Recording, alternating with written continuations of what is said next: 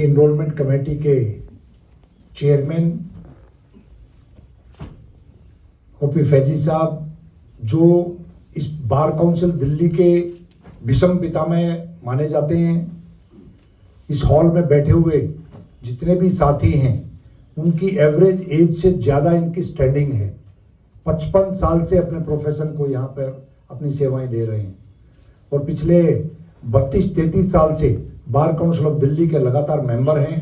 Bar council के member enrolment के का फायदा क्या है? जो स्टेट बार काउंसिल में एनरोलमेंट अगर आपका होता तो वो बेनिफिट वहां पे नहीं मिलते। हमारे यहाँ पे 3 तरह की 3 टायर सिक्योरिटी है। नंबर 1 गवर्नमेंट से, जैसे मैंने बताया अरविंद केजरीवाल जी की सरकार ने लागू किया और अभी 1 हफ्ता पहले लास्ट मंडे को एक बहुत बड़ा कार्यक्रम 30 हजारी में हुआ। 9 तारीख को, लास्ट मंडे को 9 तारीख को बहुत बड़ा एक कार्यक्रम हुआ। बार काउंसिल दिल्ली ने उसको ऑर्गेनाइज किया। उसमें दिल्ली की मुख्यमंत्री आतिशी जी आई थी और पूरा का पूरा उस कार्यक्रम का माइक गोस्वामी जी के हाथ में था, फैजी साहब और हम वहां पे प्रेजेंट थे। तो वहां पे दोबारा मांग रखी गई कि ये परिवार बड़ा होता जा रहा है।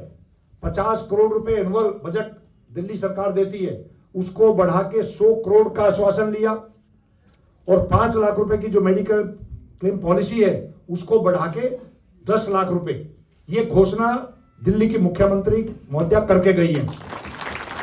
तो आपको एक आते ही इस प्रोफेशन के अंदर, अगर आप दिल्ली के सिटीजन हैं, दिल्ली में वोटर कार्ड है, तो दिल्ली बार काउंसिल के मेंबर बनते ही आप एलिजिबल हो जाएंगे, जैसे ही आपका एआईबी क्लियर हो जाएगा।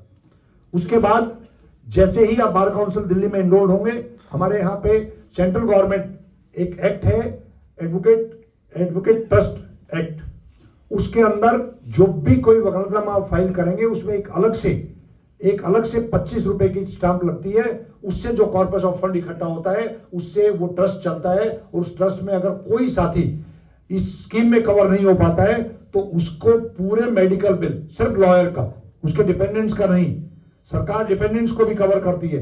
एज ए लॉयर आपको कोई भी मेडिकल दिक्कत आती है और आपका एडमिशन होता है कहीं पे, तो वो सारे बिल्स रिम्बर्स, 70% तक के bill reimburse bar council Delhi करती है। पूरे देश में ऐसी कोई और बार काउंसिल नहीं है, उसका सौभाग्य आपको मिलने वाला है।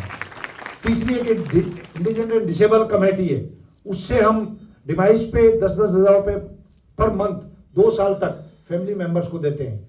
तो कहने का भाव ये है कि ये बार काउंसिल ऑफ दिल्ली जिसके प्रांगण में आज आप बैठे हैं, जिसके आज आप मेंबर बनने जा रहे हैं, मैं उम्मीद करूंगा कि भी हमारे दोनों साथी बहुत लिबरल तरीके से इनरोलमेंट करते हैं, लगातार महीने में 5-5, 6-6 मीटिंगें करते हैं ताकि किसी को एक दिन का भी डिले ना हो। ऐसा भी बार काउंसिल दिल्ली में ही संभव है, अदरवाइज स्टेट बार काउंसिल में 3-3, 4-4 महीने में एक मीटिंग होती है। यहाँ पर लगातार महीने में 5-5, 6-6 मीटिंग करने का श्रेय जाता है। अपने प्रोफेशन को छोड़ के इस काम को कोई संभाले हुए हैं तो वो गोस्वामी जी और फैजी जी और राकेश शरावत जी संभाले हुए हैं। तो अब इस प्रोफेशन में जैसे ही आप आएंगे तो आपके कंधे पे बहुत सारी जिम्मेवारियां भी आने वाली हैं। आपको कोई ऐसा काम इसके बाद अलाउ नहीं होगा जो एज स्टूडेंट आप कर सकते थे।